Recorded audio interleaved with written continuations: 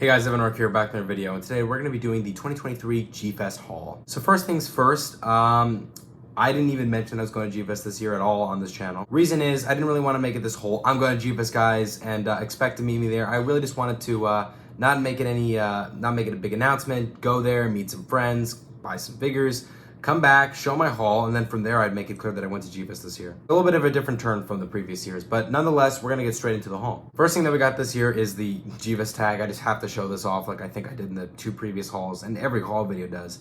But yeah, the G-Fest tag, and they made it smaller this year, but it's got my name on it. We have this printed out piece of art. I'm guessing it's promoting Godzilla -0, but it looks like Millennium Godzilla. But I'm saying Godzilla -0 because of the G here. But they were giving this out for free once you left the dealer's room, and just got it. This is actually a gift now from somebody else, but it is not a figure. It is a gift given to me by, I would say that this is mainly goes to Godzilla Productions TV and Some Naughty Spud, who gifted this to me. This is an Elemental Cup, Disney Pixar Elemental Cup. They found this on the street and said, you know what, I got a surprise for you. I'm like, okay. And I go to day 2, or I think it was actually, no, late in day 1, and they give me this. So yeah, this is very unique, to put it in simple terms. Next, we got this AL8 bottle. I know I'm showing things that are not figures, and this is not a joke. Me and my friends drank out of this, and I figured I'd keep the bottle as a souvenir. It's a glass bottle as a souvenir, just because, kind of just as a souvenir a little bit, a reminder that we kind of all said cheers using this AL8, which is like ginger ale, but they don't sell them where I live. It's just ginger ale. But here it's AL8, and it was awesome. Now, to get into the figures, which is what I know you really have been excited about. I wasn't sure if in this haul video I should start off by doing the most valuable figures, least to most valuable, or not. But I figured the best way to do it is to show them in the order from which they bought them. So I tried my best to remember. And that being said, this is an old-fashioned X Plus Jiger. It is technically my first X Plus, and you would have never guessed, I think from a third-person perspective, that this is an X Plus, but it is. It's just old-fashioned. The newer X Pluses barely have any movable joints, and this actually feels like it's vinyl, not some different hard plastic like a classic X Plus. Next thing we got, which I've always been thinking of getting but never really got around to it, was the 8-inch Godzilla 1989 figure. They don't make a proper 6-inch 1989, which is really disappointing. I get that all the Heisei designs look similar, but you know, the facial design does look pretty different. So they've only made the 8-inch version, and it's good enough for me, and I'm definitely happy that I got it. And by the way, credit to Robozel64, he offered to partially pay for this. It was $50. It was actually $30 as far as the amount of money I put into it, because he paid $20 for it. So subscribe to him, and thank you again, Robo, for offering to pay for some of this. The thing I got was this is now going into some of the movie monster series that they were selling, the newer ones. It's the Gamma Rebirth.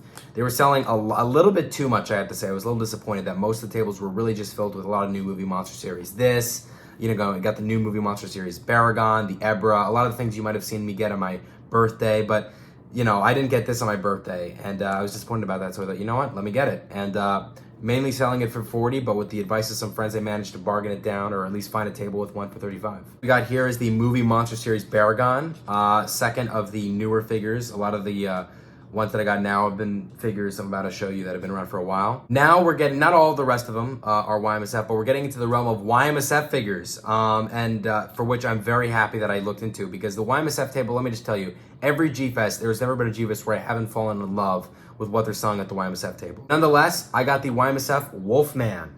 I was so happy to get this, mainly because it's rare, considering that the Godzilla vs. Wolfman movie was canceled. And they've always been making a YMSF version of this. I've always seen it on Instagram trending, but I'm glad I actually got my hands on it. And pretty amazing price. It was like $50. It would have been $70 or $80, I think, had I bought it online. A lot of my friends got this. It was a funny little thing. I mean, it was $22. And I get you guys are going to be like, oh, for that small thing, but let's be fair, you know, no other company I think makes it very well, or at least makes it at all. Those things were, with the amount of money I had left, I had just enough to buy it, and I thought, you know what, why not? And this is how I ended off day 1, by buying the Giant Condor. Get through size, it's Little Condor, not Giant Condor, but of course the name of it is Giant Condor. And I was happy to have gotten it. It's like a nice little minifigure. I wouldn't say it's a gashapon, but it was something that they were selling at the YMSF table.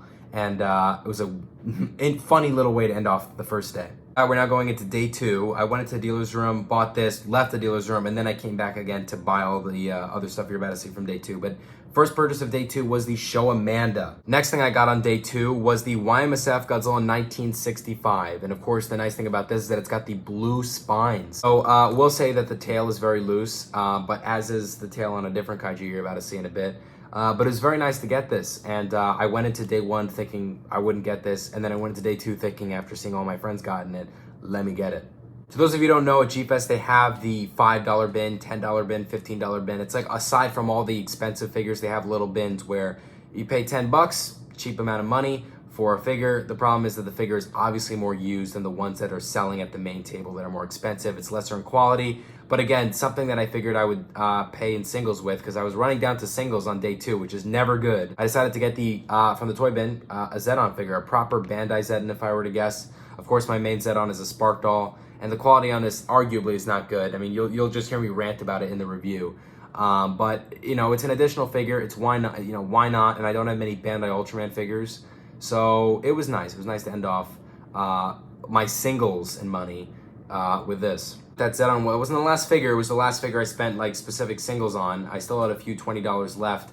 And the second to last figure we got here is the Showa Gamera Bandai. Of course, the difference with this is, of course, is that his hands are out, which I've always seen around, just like I have any other figures. But the thing is, you never go into G-Fest knowing what you're going to get precisely. You have goals, but if you have any spare money, you really can see yourself buying things you never thought you were going to get, and maybe you thought were cool, but you didn't really want. But then you got them, and you're like, you know what, I'm glad I got it. And that's kind of the example with this.